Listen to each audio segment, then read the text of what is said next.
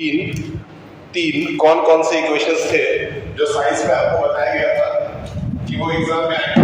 चलिए पहला इक्वेशन बताइए।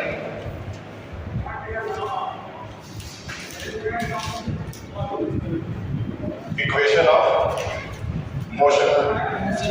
मोशन के न्यूटन ने तीन इक्वेशंस दिए। पहला इक्वेशन क्या था? पहला इक्वेशन क्या था? V equals to V is equal to U plus AT. V is equal to U plus AT. Very good. V is equal to U plus AT. AD, ये पहला इक्वेशन था। ठीक, दूसरा क्या था? Sir, S is equal to UT. S is equal to UT plus half of AT square, ये दूसरा equation था। I hope. और तीसरा गर्ल्स में से खुशबू, क्या नाम है आपका? आप स्कूल रेगुलर आइए, ऐसे काम नहीं चलेगा। आप अच्छा Sir, mine is कोई बात नहीं, बताएं। V square minus T square. B square minus B square is equal to 2A Yes. S। 9th class के बाद 9th एक ऐसा क्लास है जिसमें सबसे कम पढ़ने का मन करता है बच्चों को। ठीक है, इसी क्लास में सबसे कम पढ़ने का मन करता है बच्चों को, सबसे ज्यादा दिमाग इधर उधर जाता है। और यही वो क्लास है जहाँ से आगे की जर्नी की शुरुआत होती है। मतलब जिसको मैथ्स लेके पढ़ना है वो इस क्लास में मैथ्स को लेके सीरियस हो जाएगा, जिसको साइंस लेके पढ़ना है वो साइंस को, जो इसको जमाई क्लास में लेते रहना है वो जमाई लेने में सीरियस हो जाएगा। इस तरीके से ये चीजें चलेंगी। इस समय आपको दोस्त भी बहुत ज्यादा मिलेंगे और दुश्मनी भी बहुत ज्यादा होगी लोगों से। उसी के बीच में जो थोड़ा थोड़ा पढ़ करके आगे बढ़ जाता है वो जीवन में कुछ कर लेता है। ठीक, तीन इक्वेशंस थे, तीनों को डिराइव करना सिखा दिया गया था। याद रखिएगा, ये तीनों मिला करके आपका 3 नंबर का सवाल एग्जाम में आएगा। ये मैंने अपने टीचर से बोल दिया है ये क्वेश्चन देने के। इसका मतलब ये हुआ कि ये आप सभी के लिए बहुत ज्यादा इंपॉर्टेंट है। इन क्वेश्चंस को ना अब हम ग्राफिकल मेथड से सॉल्व करने जा रहे हैं आज। ये तीनों इक्वेशंस किस मेथड से? ग्राफिकल मेथड से। ग्राफिकल मेथड से सॉल्व इसलिए करेंगे क्योंकि इसको सॉल्व करने के 2 तरीके थे। पहला तरीका जो था वो थ्योरेटिकल मेथड था। थ्योरेटिकल मेथड मैंने आपको पढ़ाया है।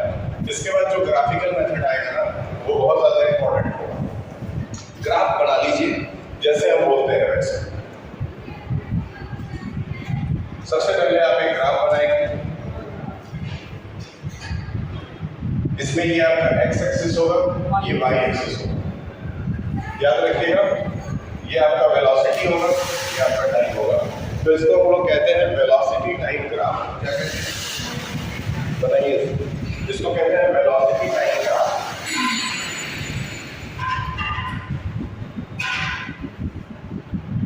जब तक ये सबको नहीं समझ में आ जाएगा और सबके मुंह से जवाब नहीं निकलेगा तब तक आपको पढ़ना पड़ेगा।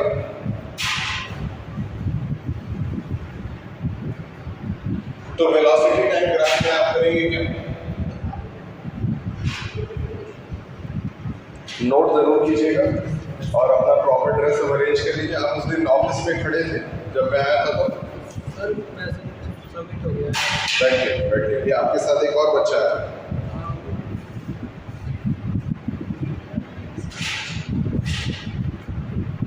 यहाँ पे लेक्चर डालो। ठीक, अभी यहाँ के बाद ना आगे निकलते हैं और यहाँ से आपको एक ग्राफ बनाना है और यहाँ पे आपको V रख देना है। याद रखिएगा ये ग्राफ थोड़ा सा अटपटा मैंने बनाया है।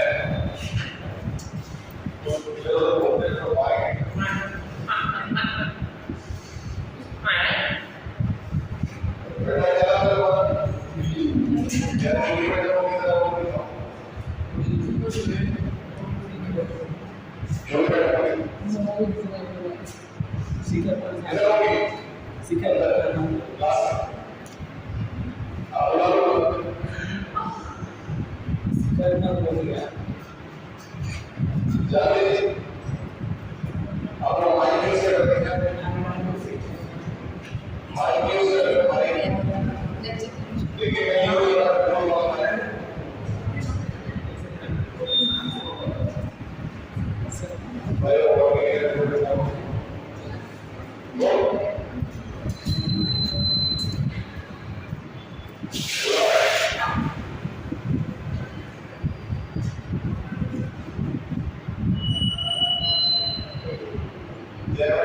मुझसे वो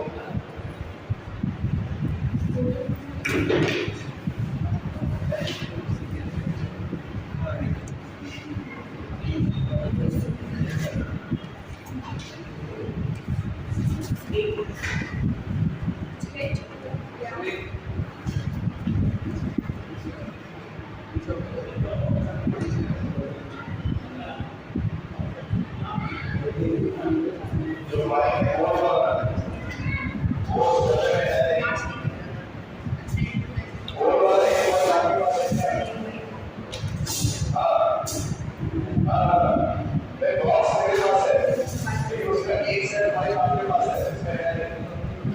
तो देखिए वो ऐसी होगी और हमारे साथ नहीं है।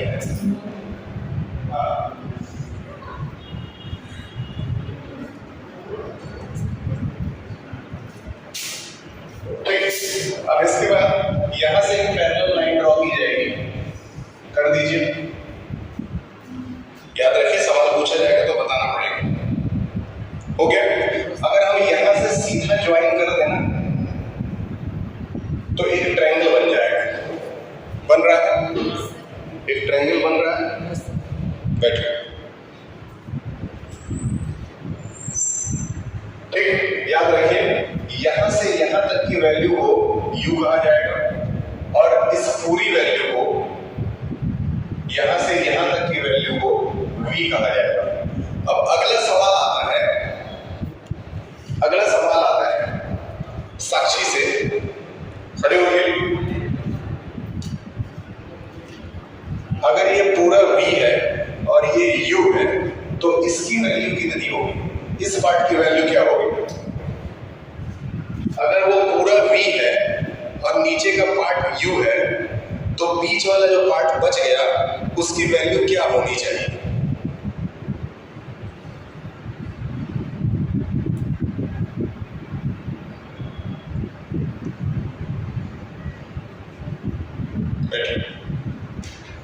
मोहम्मद एक्स क्या अपने मन से एक्स थोड़ी ना आ जाएगा। आप बताइए।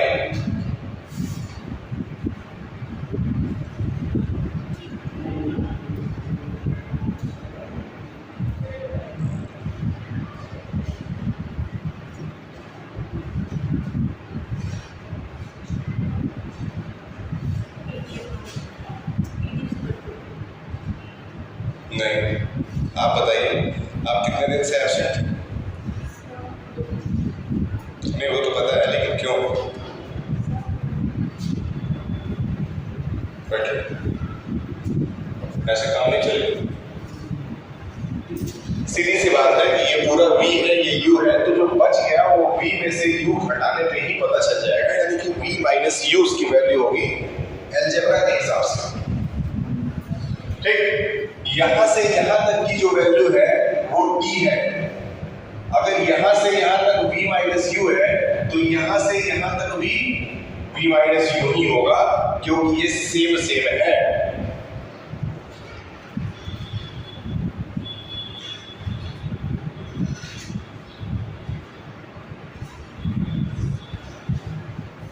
मन नहीं लगा पढ़ाई।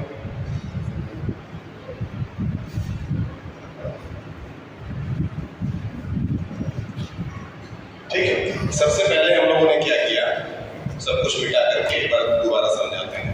पहले हम लोगों ने ये फिगर बनाया, फिगर में एक ट्रायंगल बनाया। चलिए इसको भी मिटा लेते हैं आपके लिए। ठीक, ये ट्रायंगल बन गया था। ट्रायंगल में आप मानेंगे कि ये v माइनस u है, ये t है, इतना मान लिए। अब हमको एक फॉर्मूला बताएंगे। आप लोग स्लोप निकालने का, जो कि आप लोग अभी पहली बार जिंदगी में पढ़ रहे हैं। स्लोप इज इक्वल टू होता है परपेंडिकुलर अपॉन बेस। ठीक, स्लोप इज इक्वल टू क्या होता है? परपेंडिकुलर अपॉन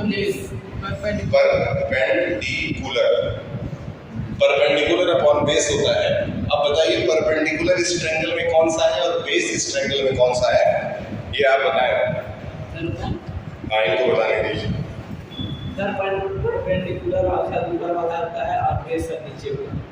कैसा ऊपर नीचे वाला बोल रहे हैं? वहां पे वैल्यू रखा हूं तो बताओ। सर बेस सर नीचे होता है। हाँ तो नीचे होता है, तो नीचे क्या है उसमें? बेस तो बेस का क्या नाम है? Sir T. बेस का नाम टी है, तो बेस क्या हो गया? टी। परपेंडिकुलर क्या है? नूरजहां।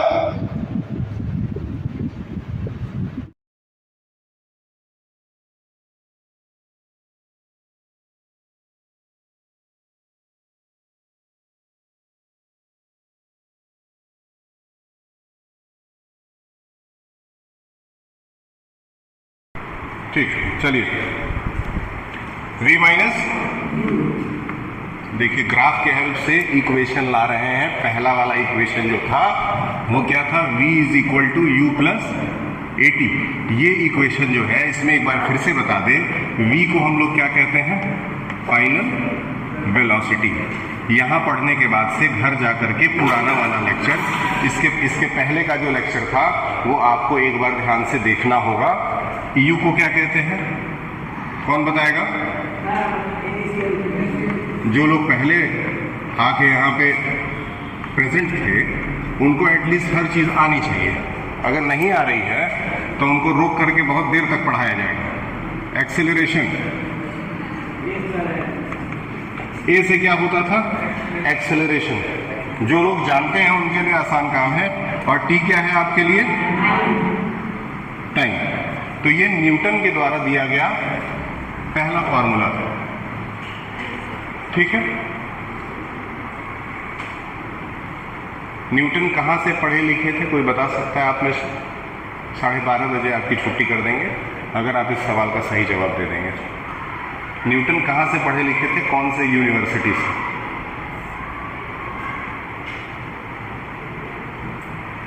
मोस्ट कॉमन और सबसे बड़ा साइंटिस्ट है, सबसे बड़ा मैथमेटिशियन है, वो कहाँ से पढ़ा लिखा है? कोशिश तो कर रहे हो लेकिन अभी तुमको 1.5 साल लगेगा। बताएं, न्यूटन कहाँ से पढ़ा लिखा था? लंदन के यूनिवर्सिटी से पढ़े हैं, बात सही है। लंदन तो एक शहर है, ठीक है। लंदन से वो नहीं पढ़े।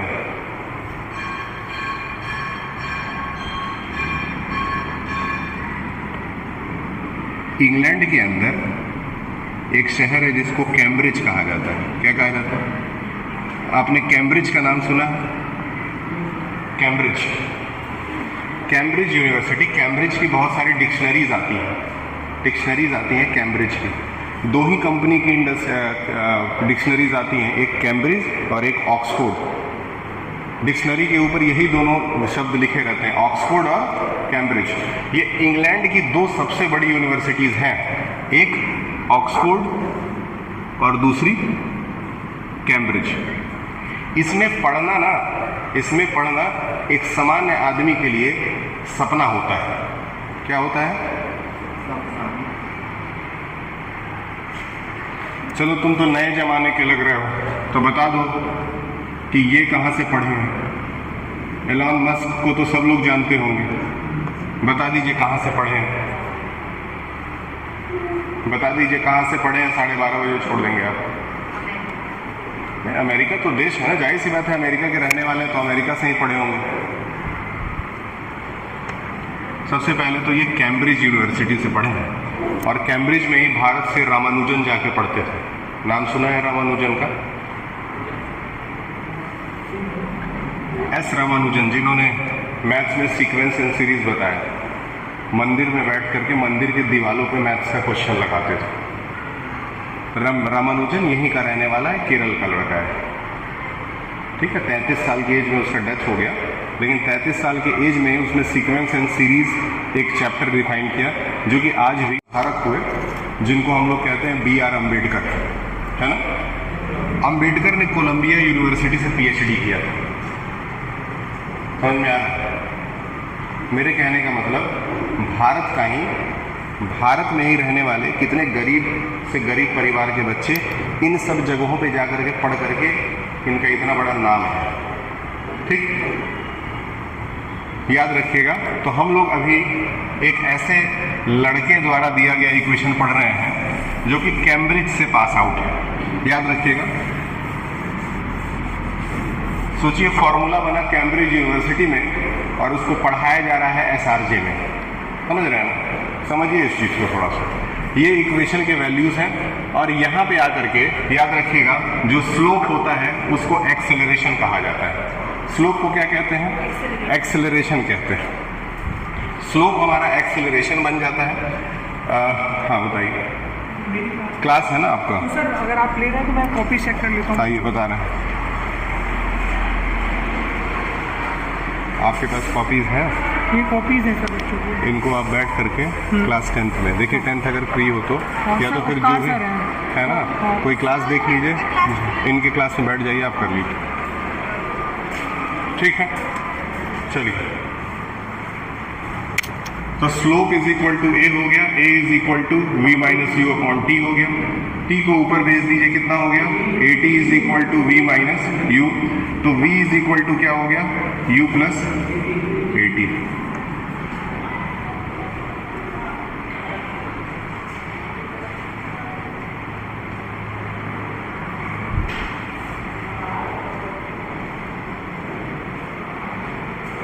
ठीक है,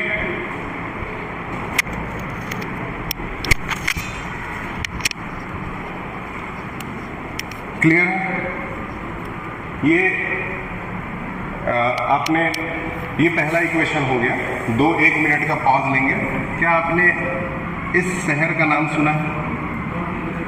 आपने सुना होगा, बहुत फेमस शहर है। कहाँ का है? Los Angeles. कहाँ का है?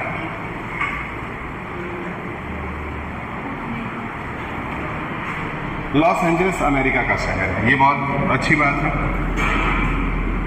अब सवाल ये उठता है इसका नाम क्यों लिए? ये अमेरिका का ना हॉलीवुड माना जाता है। क्या माना जाता है? हॉलीवुड, जहाँ पे हॉलीवुड की सारी पिक्चरें बनती हैं, है ना?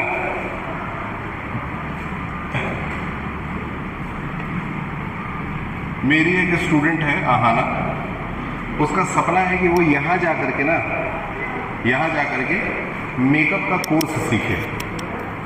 ध्यान से समझो, लड़कियों से रिलेट कर रहे हैं। 15 साल एज है, 15 साल एज है, यहीं की रहने वाली है। उसका सपना है कि वो इस शहर में जा करके मेकअप का कोर्स सीखे। सही है, बस हम सपने की बात कर रहे हैं। तो क्या तुम लोगों के दिमाग में ऐसा कुछ नहीं हो सकता है? हो सकता है, सही है। और सबसे पहला नियम कि उसका 187 डेज जो था ना टोटल स्कूल चला था इस साल, उसमें से 183 डेज वो स्कूल में प्रेजेंट थी। 187 में से 183 दिन वो आई थी। इसका मतलब कितने दिन एब्सेंट थी? और 4 दिन से ज़्यादा आप लोग इसी समय एब्सेंट हो चुके हैं 1 महीने के अंदर। सही बोल रहे हैं?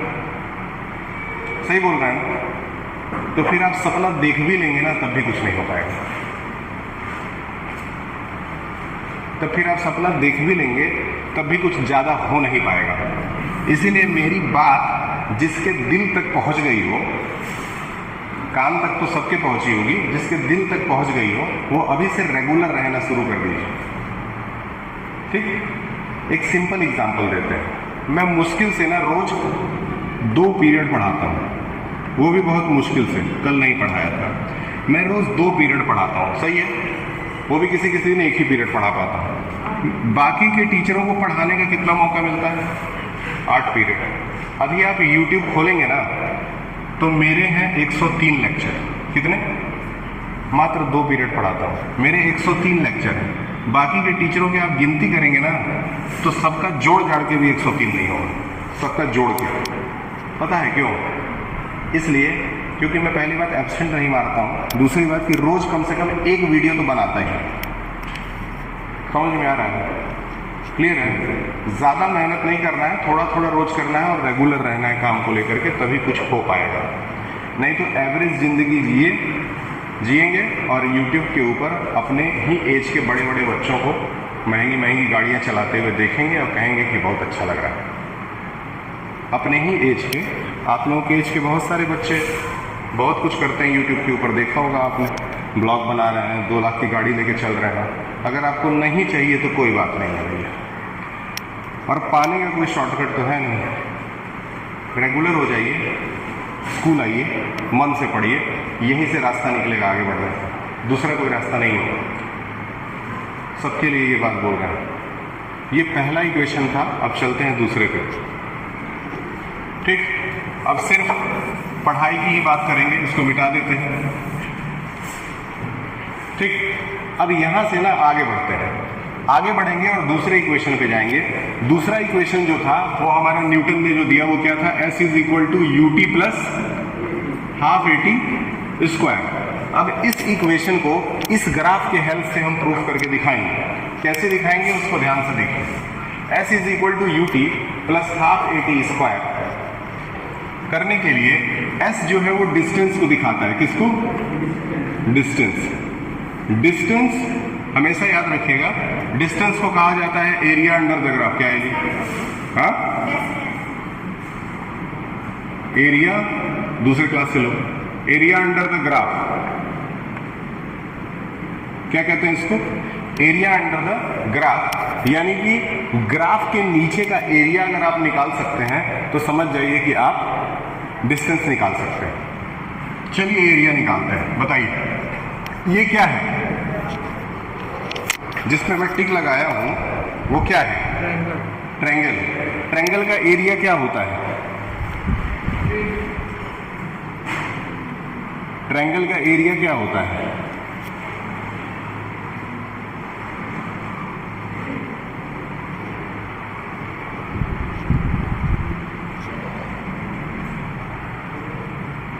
ट्रायंगल का एरिया होता है हाफ इंटू बेस इंटू, हाँ ये आप में से बहुत सारे लोगों को पहले से पता है, लेकिन कॉन्फिडेंस नहीं है कि जो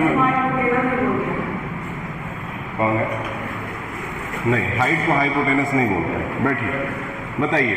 half into base into height, S is equal to half के नीचे हाफ रख दिए। बेस क्या था बताएं? बेस क्या था बताएं? T बेस था, बेस की जगह T रख दिए। और हाइट क्या है बताएं? सही है। अब एक चीज और बताइए, ये बेस हो गया, ये हाइट हो गया। क्या इतना समझ में आ गया? ठीक है, अब आगे बढ़ते हैं। देखिए हर चीज जो है वो क्या इसी ग्राफ से लिया गया है। ये इस ट्रायंगल का एरिया निकला। अभी भी नीचे क्या है, एक रेक्टेंगल बचा हुआ है। रेक्टेंगल का एरिया बताइए, रेक्टेंगल का एरिया बताइए। Very good, length into breadth. तो यहां से अगर लेंथ इंटू ब्रेथ किया जाएगा तो लेंथ क्या है? लेंथ क्या है? लेंथ क्या है? और ब्रेथ क्या है? समझ में आया? तो इसी में u और t जोड़ दिया जाएगा। समझ में आया थोड़ा थोड़ा? ठीक,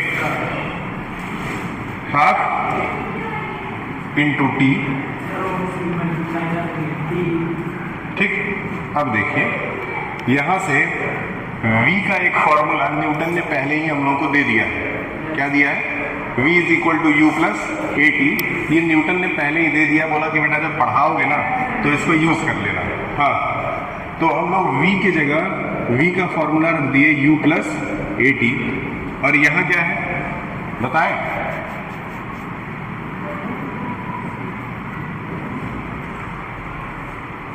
बताइए, यहां पे v माइनस यू है कि नहीं है?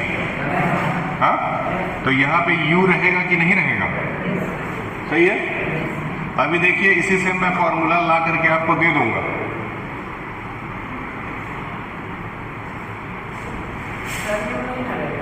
यहां पे क्या लगा हुआ है साइन? क्लियर है? तो क्या प्लस u से माइनस u कट जाएगा? ठीक, थैंक यू बताने के लिए। हाफ इंटू, अब बताइए तुम बताओ, t से AT को मल्टीप्लाई करोगे क्या आएगा? Very good, AT square. और प्लस क्या है? UT। क्लियर है? अब इसको दोनों को मल्टीप्लाई भी कर दें या फिर नहीं भी करें तो s is equal to ut को पहले लिख सकते हैं, ठीक है। फिर उसके बाद प्लस का साइन लगा सकते हैं। यहाँ क्या है, हाफ और 80 स्क्वायर। समझ में आया? ग्राफ के हेल्प से वही इक्वेशन आ गया जिसकी हमें तलाश थी। आया कि नहीं आया? ग्राफ के हेल्प से वही इक्वेशन आ गया जिसकी हमें तलाश थी। इसको कहते हैं डेरिवेशन। अभी तक क्लास 8 तक जो है वो फॉर्मूला याद करना और फॉर्मूले पे सवाल लगाना सिखाया जाता है, लेकिन 9th से आपको सिखाया जाता है कि फॉर्मूला बना कैसे है। समझ में आया? जो इंडियन मैथमेटिशियन का नाम बता रहा था ना, क्या नाम था? रामानुजन। जो रामानुजन जब यहाँ से ट्रिनिटी पढ़ने के लिए गए कैम्ब्रिज, तो उनके पास 150-200 फॉर्मूले थे और वो बहुत कॉन्फिडेंट थे कि मैं जाऊंगा, अपना फॉर्मूला वहाँ के प्रोफेसर लोगों को दिखाऊंगा और वो लोग मेरा फॉर्मूला छाप देंगे किताब में। वो लेके पहुंचा, वो पहुंच करके वहाँ पे प्रोफेसर को दिखाया कि ये भैया मेरा 250 फॉर्मूला है और ये सब मैंने खुद बनाया है। पूछा गया कौन सिखाया है, तो वो बोले भगवान सिखाया है। सही बात है, उनको कोई पढ़ाता नहीं था, वो मंदिर में बैठते थे और मैथ्स लगाते थे, ये जमीन वमीन पे लिखते थे, पत्थर से लिखते रहते थे और कहते थे कि मुझे भगवान जो है ना वो बता देते हैं, ऐसा उनका मानना था। उनसे जब कहा गया ना कि ये फॉर्मूला तो तुमने बना दिया है, फॉर्मूले का प्रूफ दो, ठीक है। जैसे ये फॉर्मूला मान लो मैंने बना दिया, कह दिया कि ये सिद्धार्थ फॉर्मूला है क्योंकि ये एस से शुरू है, तो एस से सिद्धार्थ और सिद्धार्थ का ये फॉर्मूला है, तो मैं जब लेके जाऊंगा बोलूंगा ये मेरा फॉर्मूला है, किताब में छाप दो, तो सब कहेंगे कि ये प्रूफ दो कि कैसे बना है। ये रामानुजन के पास था ही नहीं, उनसे बोला गया प्रूफ दो। जब वो गए थे तो 22 के एज के थे, प्रूफ देते देते उनको 30 साल हो गया। मतलब 8 साल तक केवल वो 250 फॉर्मूला का प्रूफ निकालते रहे। समझ में आया? वो कैम्ब्रिज शहर है, कैम्ब्रिज शहर जो है ना वो बहुत ठंडा शहर है, बहुत ठंडी पड़ती है, तो वहाँ के लोगों को ना अल्कोहल पीना कंपलसरी है। वहाँ के स्टूडेंट भी लोग अगर पर डे अल्कोहल नहीं पिएंगे, शराब नहीं पिएंगे तो बॉडी गर्म नहीं रहेगी। और या फिर दूसरा तरीका होता है क्या खाना, मीट खाना।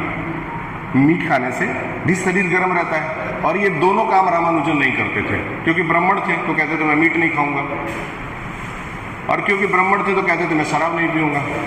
8 साल के अंदर उनको हेल्थ वाइज वो बहुत पुअर हो गए और मात्र 33 की एज में जब वो इंडिया वापस आए तो उनका डेथ हो गया। महान लोग बहुत ज़्यादा दिन तक जीते नहीं हैं, ऐसा माना गया है। महान लोग बहुत ज़्यादा दिन तक जीते नहीं हैं, 1-2 लोग जिए हों तो उससे फर्क नहीं पड़ता, लेकिन फिर भी ये चीज़ ध्यान में रखिएगा कि ऐसे लोग भारत में रहे हैं और वो हम ही लोग जैसे थे। ऐसा नहीं कि उनको बहुत अलग से कुछ फैसिलिटीज़ दी जाती थी, पढ़ाई ज्ञान, ठीक। ये दूसरा फॉर्मूला। अब यही इसके बाद तीसरा फॉर्मूला आएगा। 3 फॉर्मूला करने के बाद से आपको छोड़ दिया जाएगा। इक्वेशन है v² - u² is equal to 2as। ये तीसरा इक्वेशन है। इसी ग्राफ के हेल्प से हम लोग तीसरा इक्वेशन भी लगाएंगे, ठीक। अब आपसे एक सवाल पूछेंगे जो कि आप हमको जवाब देंगे। अगर आप सही जवाब देते हैं तो सुन के बहुत अच्छा लगेगा, और नहीं देते हैं तो हम तो बताएंगे ही। बताएं, ये जो फिगर दिख रहा है ना, ये ठीक है, ये कौन सा फिगर है? आप सिंपली मुझे ये बता दें कि ये फिगर कौन सा फिगर है। मैथ्स में इसको क्या कहा जाता है? मैथ्स में ये फिगर कौन सा फिगर है? जैसे होता है ना स्क्वायर, ट्रेपेजियम, पैरेललोग्राम, ये वो बहुत सारे रोम्बस, तो इसमें ये कौन सा फिगर है? बताएं। ये ट्रेपेजियम है। अच्छा, कैसे ट्रेपेजियम है समझाइए। ट्रेपेजियम निकालने का, ट्रेपेजियम का एरिया निकालने का फॉर्मूला आपको बताया गया होगा। ट्रेपेजियम के एरिया निकालने का फॉर्मूला आपको बताया गया होगा। Can anybody from you can tell me? Mohammad, ऐसे काम नहीं चलेगा। समझ में आया? ऐसे काम नहीं चलेगा, है ना? एक हार्श रियलिटी बताते हैं, है ना। इसको सुन करके बुरा लग सकता है लेकिन बात सही है, ठीक। ये सिर्फ मैं अभी यहाँ पे जो 3 लोग हैं ना, 1 2 3 लोग जो मुस्लिम कास्ट से बिलोंग करते हैं, मैं उन्हीं से बात कर रहा हूँ। जो प्रेजेंट टाइम में मुस्लिम्स का लिटरेसी रेट है वो पता है कितना है? मात्र 17%। समझ में आ रहा है? और इसको सुधारने की जिम्मेदारी तुम ही लोगों की है, ठीक है। 17% मुस्लिम ही बस पढ़ लिख सकते हैं, ठीक है। तो अब तुम लोगों की जिम्मेदारी है, इस पर ध्यान देना। बार बार ये कोई टीचर नहीं बताएगा, ठीक। बताएं, ये ट्रेपेजियम है, मानते हैं ये ट्रेपेजियम ही है। ट्रेपेजियम के एरिया को निकालने का फॉर्मूला बताएं।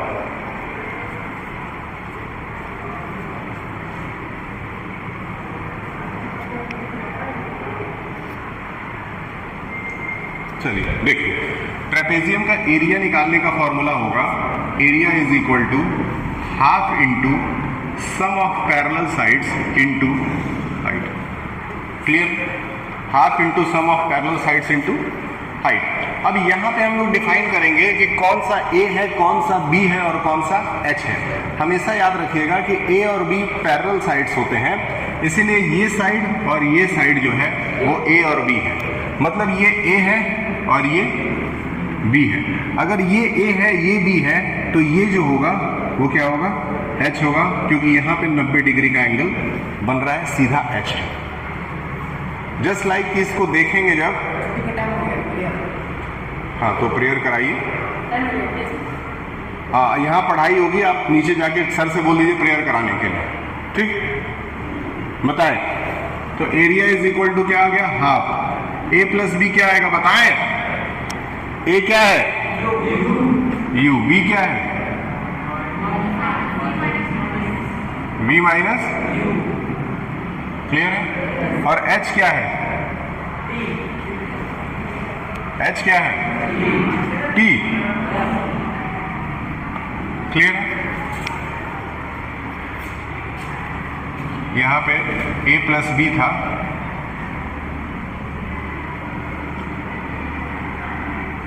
ये पूरा जो है ना, ये पूरा का पूरा जो है वो सिर्फ v है, क्योंकि जब ये डायग्राम ऐसा था, ऐसा, तो यहाँ v माइनस यू हुआ करता था। अब ये क्या है? पूरा v है, तो इसीलिए a की वैल्यू है u और b की वैल्यू है v। याद रखिएगा।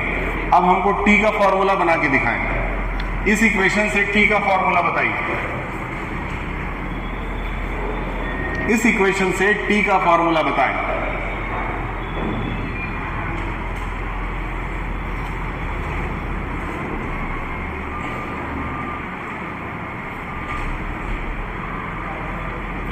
Sir, d equal to v minus u upon ए। हाँ, इसके पहले भी ये फॉर्मूला बताया गया था, इसी से हम फॉर्मूला निकाल लेंगे। t इज इक्वल टू हो जाएगा v माइनस यू अपॉन ए। याद रखिएगा। तो t की जगह रख दीजिए v माइनस यू अपॉन ए, और यहां आ गया u प्लस v, और इधर क्या आ गया? 1/2, और इधर क्या आ गया? a को हम लोग s भी लिख सकते हैं, क्योंकि एरिया जो है वो s ही है। याद रखिएगा। अब देखिए, इससे इसको मल्टीप्लाई कर दिए, तो v प्लस यू को, u प्लस v को v प्लस यू भी लिख दीजिए, उससे कोई फर्क नहीं पड़ता है। v plus U upon 2 into v minus U upon a is equal to s। सामने सामने मल्टीप्लाई करेंगे। 2 दिन पहले ये सवाल हम एक बार और आपसे पूछ चुके हैं। v प्लस यू और v माइनस यू से कौन सा फॉर्मूला बनता है? Which of the formula will be formed where v plus u and v minus u will be multiplied?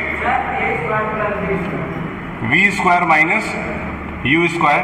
This formula has been taken from a minus b and a plus b, that is equal to a square minus b square. Have you understood?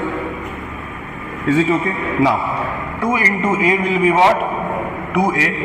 this number will come here and it will be multiplied by s. 2as is equal to v minus u square.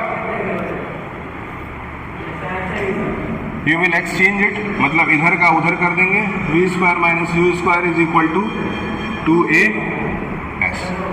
Clear है? ठीक, याद रखिएगा.